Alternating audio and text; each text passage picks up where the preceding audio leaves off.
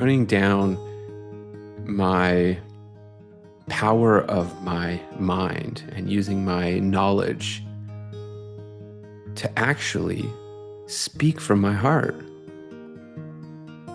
That's where the no comes from. That's where the love comes from. It's scary though. There's fear there. I just got back last night from retreat in Ashland. I did back-to-back retreats with the Leela School and with Gangaji, and it was pretty amazing. And I learned a lot and had so much come up for me. So wanted to just discuss some of that with you today. I think the thing that's front and center for me right now is something that came up around setting boundaries, or maybe even more specifically, saying no. So what happened was I was on this retreat. I was tested pretty quickly. There were a couple people in town who um, needed help with things, and there was stuff that, needed my attention work-wise back home, certain deadlines that had to be met. And so this retreat time that I had where, I was going to enjoy nature and relax and put everything away, put everything down, which is really what retreat is for. Suddenly there was a lot being asked of me. And so I enjoyed being tested. My first response was like, okay, this is good. You know, Normally for me, I go on retreat. It's beautiful, it's relaxing, it's deep. I learn something, I realize something, and then I come home back to my life where it's more chaotic. But to have the test while I'm there, I was like, this is perfect. This is what I want. Why separate retreat life from home life? Bring it on. And what I didn't realize was subconsciously, I was saying yes, but really I meant no. And I didn't want to be doing some of the things I was doing. And so what came up for me was I didn't realize this in the moment, but I thought, okay, if I say no, I'm being selfish. If I don't help, if I don't give my time, if I don't give myself, what's wrong with me? I'm basically not being nice. I felt bad. I felt like there's something wrong with me if I say no. So I said yes, and I started doing all these things. And at a certain point, I felt this resentment building. And it's just so counterintuitive because to say no on the surface feels like you're doing something wrong or you're doing something bad. And what I realized is that actually, if it's coming from the right place, there's a lot of love in that. There's a lot of love in saying no to someone. It's respectful, not only of myself, but of the other person. If I don't really want to be doing it, but I'm just doing it, to be nice, what good is that? And as good as I feel I am at hiding it, it comes out. It leaks out in my energy or in my tone or the way I talk. Well, that's why no is loving, because there's no hiding. When no is a truthful expression of what's being reflected, it's clean. Well, let's talk about that because what you said about hiding is right. Let's expose the pattern that was running subconsciously that I wasn't aware of. I was afraid. It was fear. I didn't know I was afraid. But to say no to someone would then mean something about me. And then how would they feel? Maybe they wouldn't like that, or maybe they wouldn't like me anymore. And so instead, I say yes and then get angry at them for asking me. It doesn't make sense, but it was so automatic. And the beauty of being on retreat was there's such a great opportunity to examine it, to really stop and say, wait a second, what's going on here? I don't feel like I'm helping out of love. This doesn't feel loving. I feel agitated. Yeah, I wonder if we can pause here because there's a few really important points that you're bringing up here. And one that stands out to me is this awareness of how, even as you talk about it, and I reflect on my experience saying yes or no in relationship to others, how even if you are using the word, and maybe I say even when I am using the word yes, it's actually saying no. But then it gets convoluted and indirect. And that's where suffering is. Whereas there's such a vulnerability, or there can be a vulnerability, to hear a request of another person,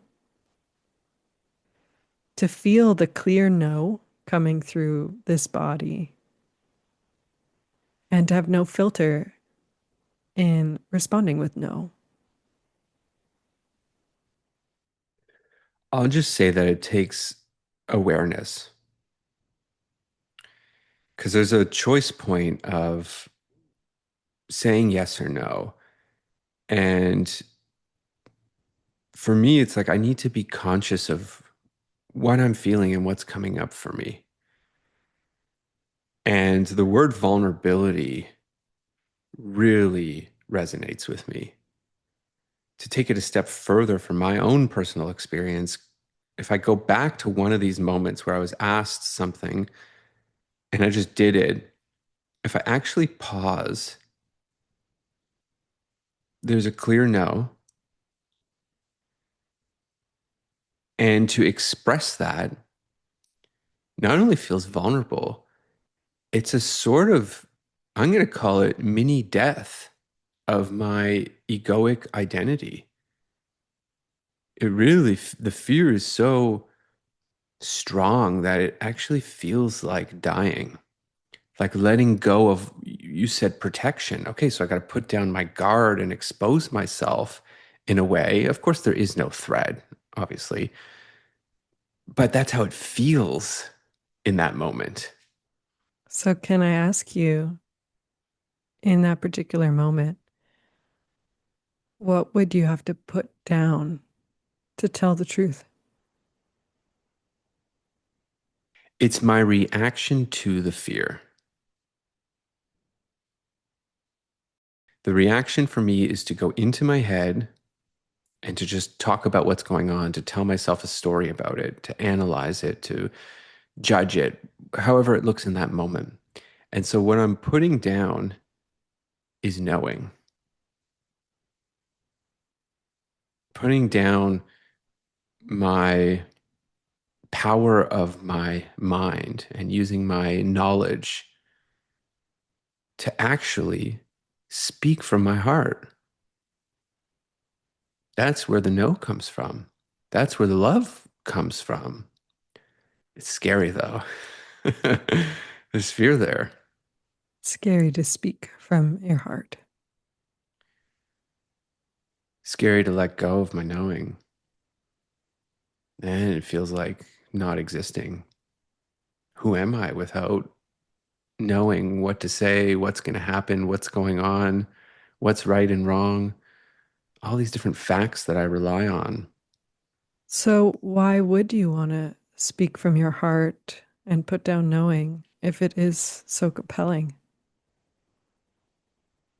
Multiple reasons. Firstly, what I already spoke of, it doesn't work. If I say yes, do it, and then I'm angry and resentful, who is that benefiting? Is that the energy I want to bring into the world? Of course not. And it doesn't feel good. It's based in a lie. I'm not being honest with myself. I'm not being honest with the other person. I'm disconnected. in my head. So it's this flat, boring sense of reality of me just talking to myself. There's no presence, there's no aliveness, there's no freedom. So, yes, it's scary to be in this position of vulnerability, but it's also the best. It really is the best. It's alive, it's loving, it's open, it's present, it's fulfilling. It's true connection with myself, with the other. When you speak about this way, I notice from this side, it feels like it's less about no and more about the truth, an unfiltered and simple alignment with truth. And I don't feel any push from you right now talking about it or any obligation on anyone else's part. There's a sense of freedom in expressing what was natural in that moment. Yeah, it's really taking responsibility for myself. And we could flip it. We could call it saying yes to myself, saying yes to honesty, saying yes to love, saying yes to the truth, saying yes to reality. And it gets expressed outwardly as a no in this one particular situation I'm talking about. But I just feel like it's such a great topic because almost everyone must have some experience with difficulty setting boundaries or saying no. And so maybe their version is not exactly the same as mine. Maybe it's a different internal response, a different mental and emotional pattern that comes up. I'd be curious to hear how it works for you. Yeah, like you said, I'm paraphrasing you. I am a bit allergic to saying no.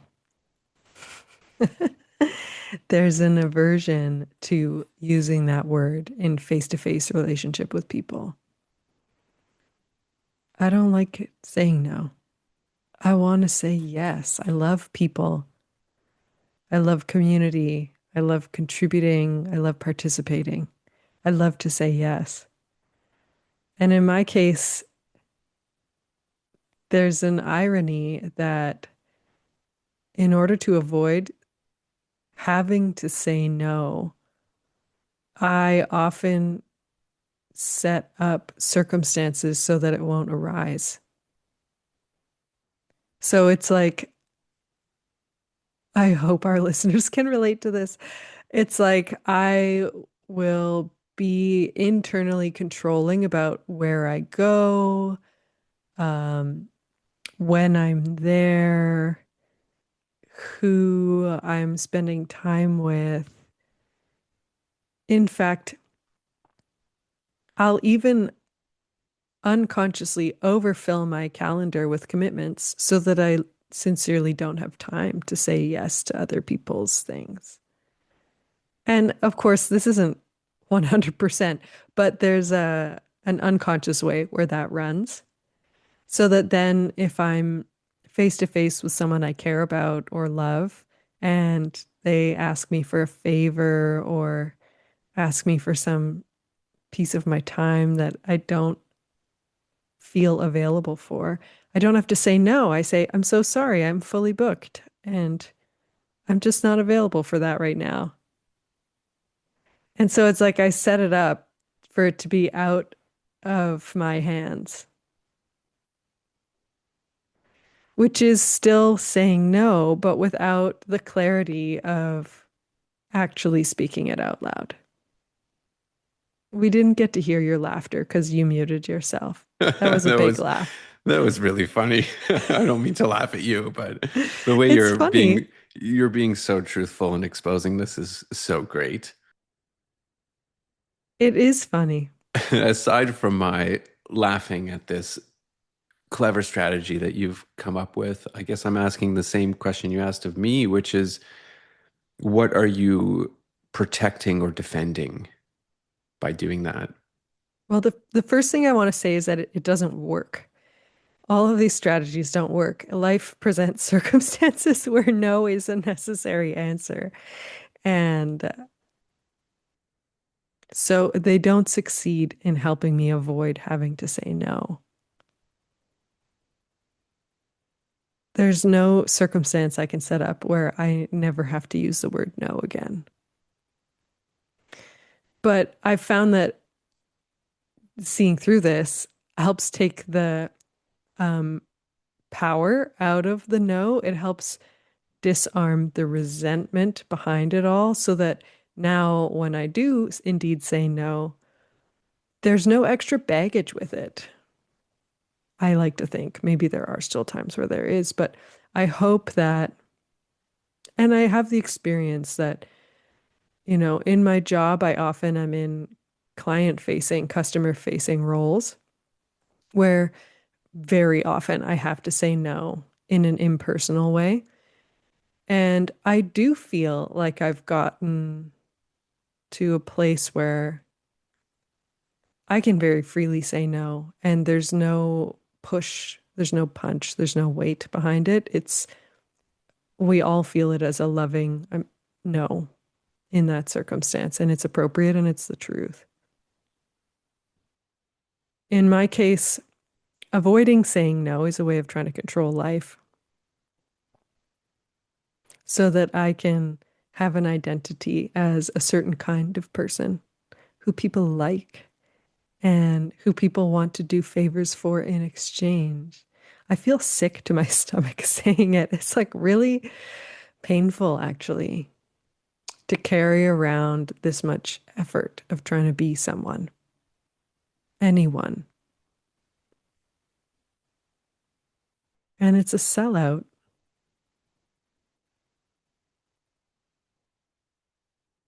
You used the word choice earlier. And I recognize for me, there's a choice between either living in a manufactured identity as a certain kind of person who always says yes and is available for all the things, or being truthful, being organic, being surrendered, and not in control of what's happening. But in that surrender, being actually completely available to respond and meet what is showing up.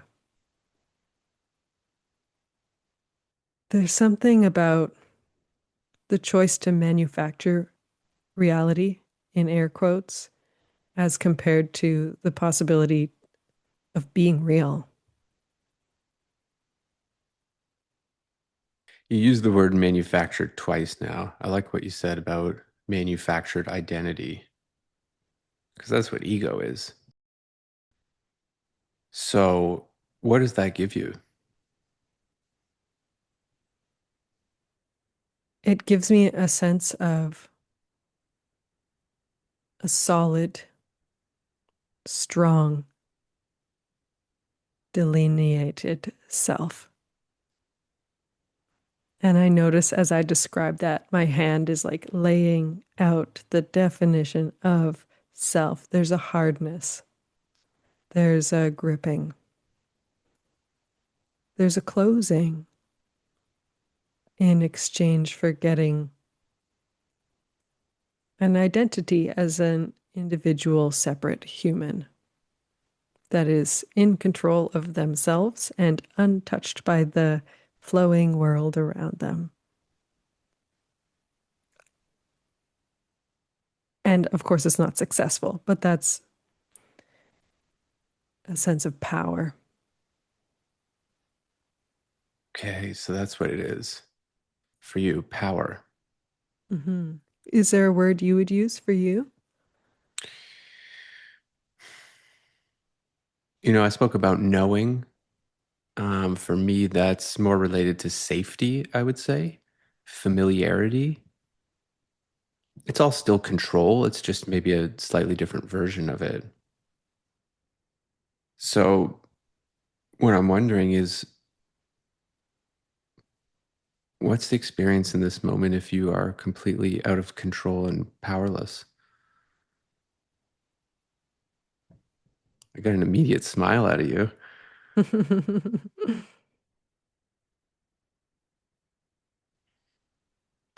It's immediate.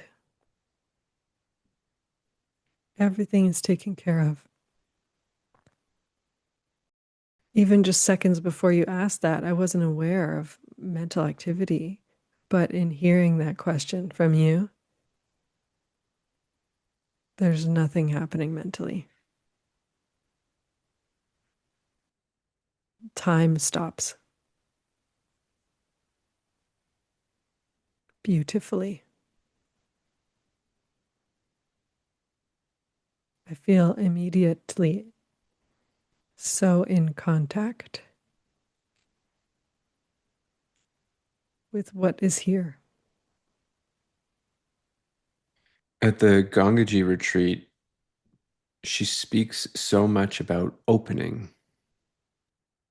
And she felt the inclination in this particular retreat to actually describe what that means, because I feel like we have our own version of what opening is for us. And I like the way she put it. It was so simple. And it's exactly what you just said. She said, when I say open, what I mean is just open your mind.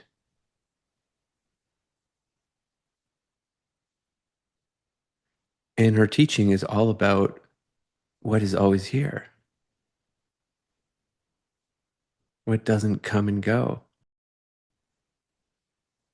And so, through your willingness to be powerless, to give up your perceived control, immediately your mind opened and you were in touch with presence.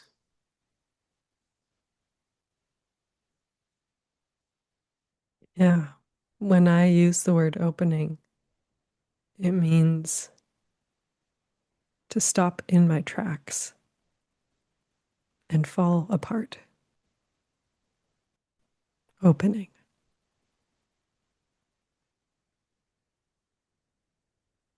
Yeah, this for me is what self inquiry is, just this active investigation of our own internal patterns that are running subconsciously. Wholehearted investigation. It's not a mental analyzing, knowing, evaluating, assessing. Quite the opposite. What is your experience? In opening my mind, there's a softness that occurs immediately. Just gets so quiet. And then my quality of attention is so present because it's not distracted by all the mental activity. It's free and available.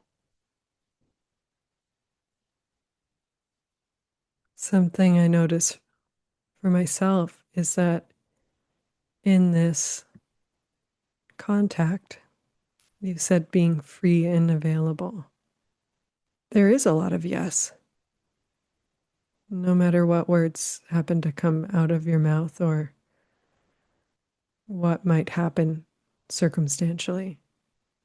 It's an expression for me, anyways. I express a full rapport with what presents. And then if the word no comes out of my mouth, it's wholehearted and it's the truth. Yeah, that's so deep and beautiful because you spoke about selling out. And I think that's something I relate to, and everyone could probably relate to is wanting to be liked, wanting to be accepted. And so, this presence we're talking about and this wholeheartedness really means being willing to face everything you're avoiding subconsciously. And that for me can seem scary and can seem out of control, but it is so loving. Such a fullness in my heart around that. It's counterintuitive. It's like coming home. Yeah, it's just funny because it just goes against everything our society rewards. It's all based in being nice and being polite and being helpful and being successful and doing for others. And you really have to risk everything when you give up your sense of manufactured identity. You know, I agree that it feels like that. And I've found society loves open heartedness. Everyone loves honesty when it's coming from an unguarded, undefended, quiet place. Certainly is refreshing and touching.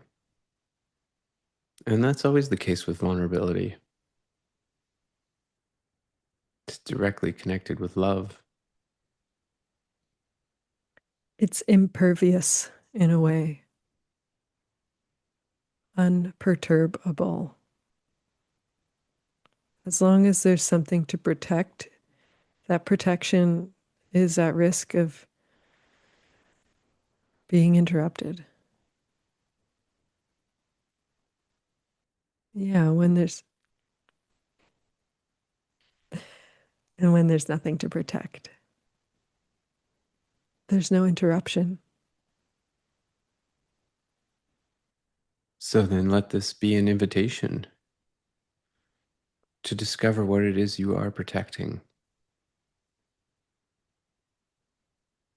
to find out, is it really working to give you what you want? And if it's not, what happens if you stop?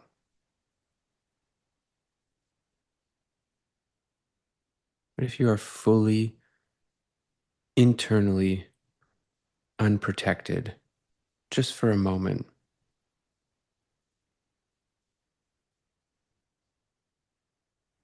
What would you rather say yes to?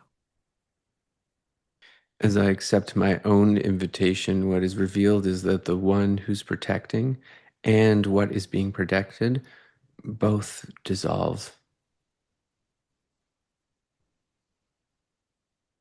There's nothing here except emptiness, presence, love,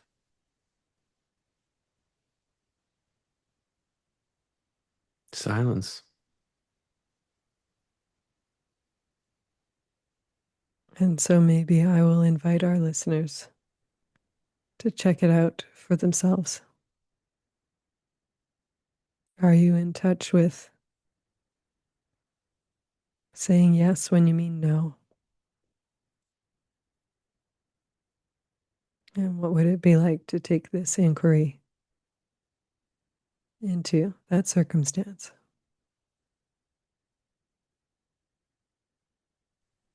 And let us know what you discover. Yes, we always like to hear from you. Thank you, Maeve. Thank you, Jonas, and thank you to all of our listeners. We'll see you next time.